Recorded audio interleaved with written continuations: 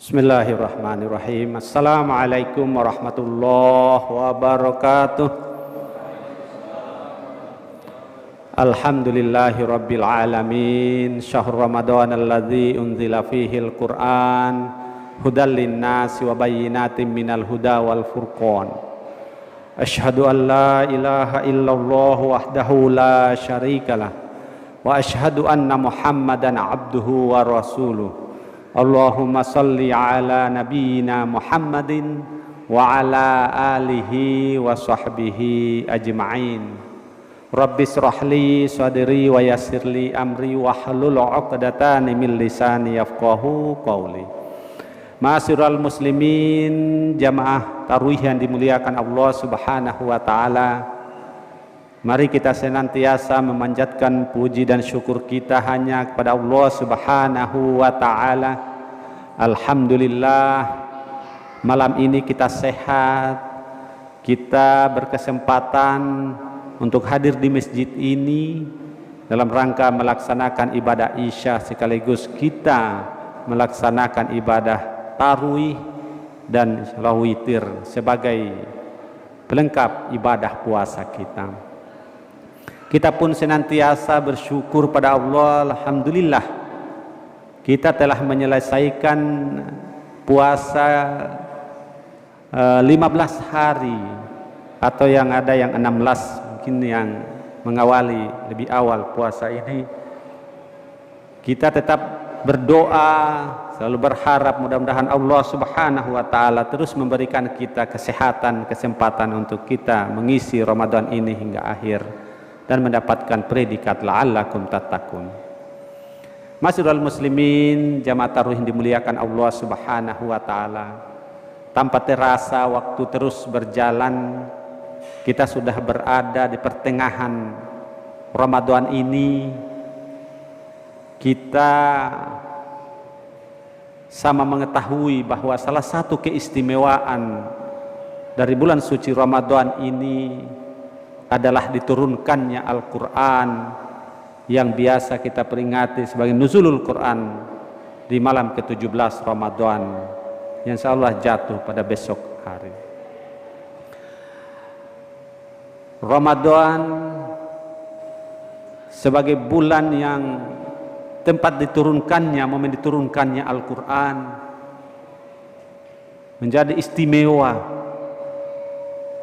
Begitu pula Al-Quran kemudian menjadi kitab yang sempurna dari semua kitab yang terdahulu karena diturunkan pada bulan suci Ramadan.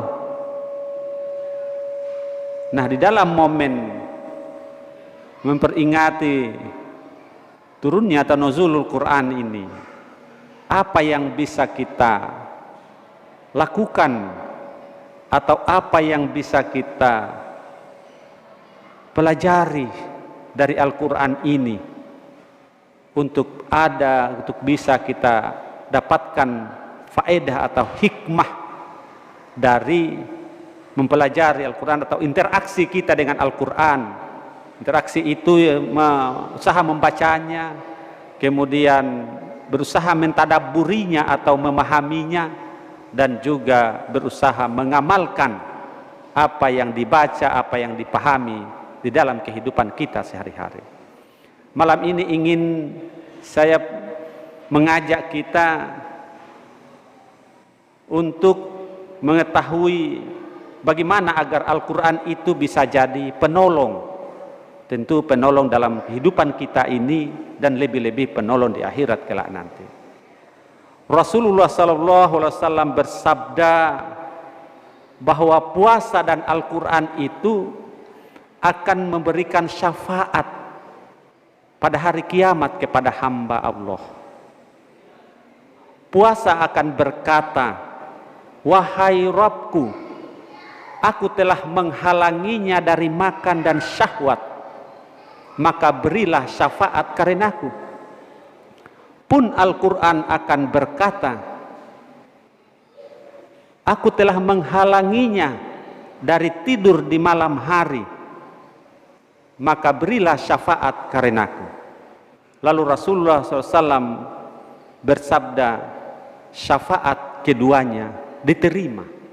Hadis riwayat Ahmad. Masya Allah, kaum muslimin dan muslimat, ketika kita senantiasa berinteraksi dengan Al-Quran, kita berusaha membacanya, memahaminya, dan mengamalkan dalam kehidupan kita, kita akan mendapatkan syafaatnya lebih-lebih di bulan suci Ramadan ini, yang Allah lipat gandakan setiap huruf yang kita baca dalam Al-Quran itu pahalanya.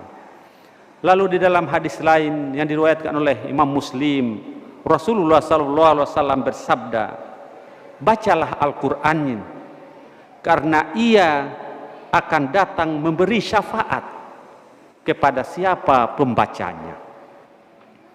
Masyiral muslimin rahimakumullah, ada 2 syarat untuk mendapatkan syafaat dari Al-Quran itu, yakni kita harus menghindari 2 sikap, yaitu al-hajru dan al-haraju. Al-hajru dan al-haraju, sebagaimana Allah firmankan, wa qala Rasul, ya Rabbi inna qaumi tafazu hazal Qur'ana mahjura. Berkata Rasul, ya Tuhanku, sesungguhnya kaumku menjadikan Al-Quran itu sesuatu yang diabaikan. Semoga di antara kita tidak termasuk hamba Allah yang mengabaikan Al-Quran. Ibnu Katsir memaknai hajrul Quran ini yaitu apabila ada seseorang ketika dibacakan Al-Quran, mereka pertama tidak menghiraukan ketika mendengar bacaan Al-Quran itu, atau ada orang yang melantunkan Al-Quran, apakah itu langsung ataupun melalui media kaset, tidak memperhatikan, justru asik dengan cerita atau justru asik dengan HP-nya, tidak terasa bahwa ada Al-Quran yang sedang dia dengar, tidak menyejukkan hatinya, tidak senang. Itu salah satu sikap yang dilarang. Ketika ada bacaan, ada orang membaca Al-Quran, kita upayakan untuk mendengarnya, karena orang yang membaca Al-Quran dapat pahala, kita juga yang mendengarkan pasti dapat pahalanya. Nah, lalu yang kedua, sikap yang dilarang atau hindari inal hajru adalah tidak meyakini, tidak mengimani atau tidak meyakini, tidak membenarkan apa yang dibaca oleh orang ini. Dia mengetahui maknanya, tapi dia tidak membenarkan.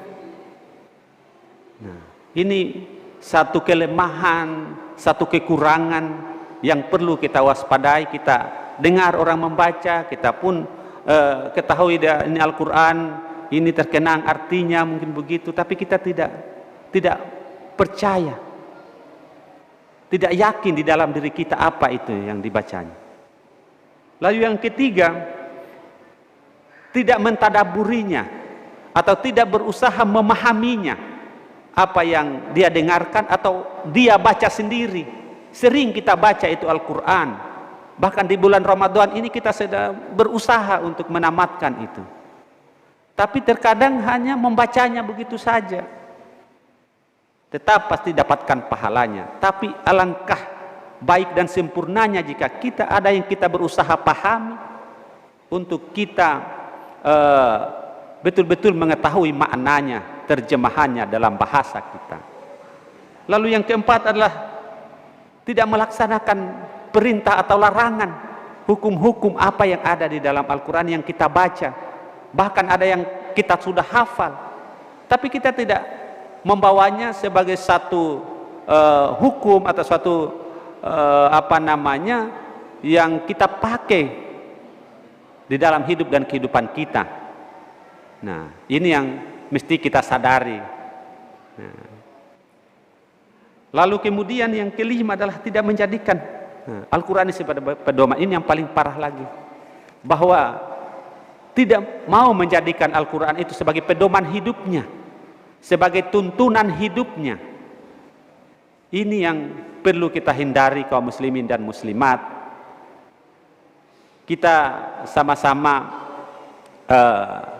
yakin bahwa Al-Quran ini adalah pedoman hidup umat Islam, pedoman hidup kita, maka hendaklah kita berusaha untuk membacanya, mempelajarinya, memahaminya, lalu kita berusaha untuk menggunakannya dalam hidup dan kehidupan kita sehari-hari.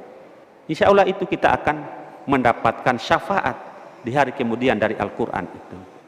Lalu sikap yang kedua yang harus kita hindari ini adalah al-haraju, yaitu sikap penghinaan, sikap yang ditunjukkan oleh orang-orang kafir yang tidak pernah menerima Al-Quran ini, bahkan senantiasa mengejeknya atau senantiasa melakukan sikap perbuatan yang merendahkan Al-Quran itu sendiri, menghina Al-Quran itu sendiri.